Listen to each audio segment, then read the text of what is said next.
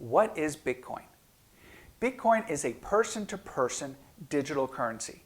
That means you can send it directly from person A to person B without going through a bank, without going through a credit card processor, or anyone else.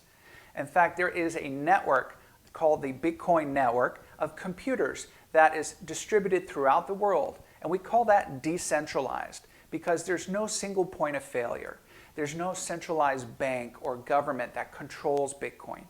In fact, Bitcoin, because it's a digital decentralized currency, the way it has to work is with something called an algorithm. And an algorithm is basically a recipe. It's computer code that dictates monetary policy. That means it actually says what needs to happen when a transaction occurs, how the transaction is verified, how it's stored, and how you can verify that a transaction occurred. So all the basic things you would need to do.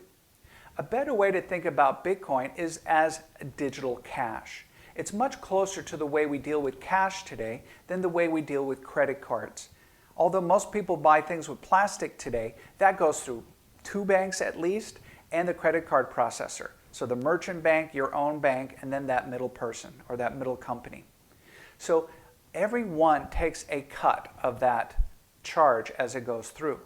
So when you're talking about Bitcoin and now thousands of other cryptocurrencies, they actually are person to person, and there's a small network fee that keeps the network alive. So it really is a revolutionary next step in money. This actually brings the power back to the people and provides so many more benefits. Imagine if you didn't trust your government or you thought that there might be a bank failure. You can move your money into cryptocurrency and avoid that risk. Another thing that happens in many countries, including the United States, is that bank accounts can be seized by governments or courts for almost no reason at all.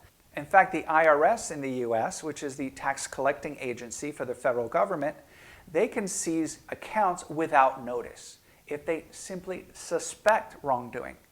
So that will never ever happen with cryptos. If you hold the keys that control your Bitcoin and other cryptos, no one can get access, not even the government.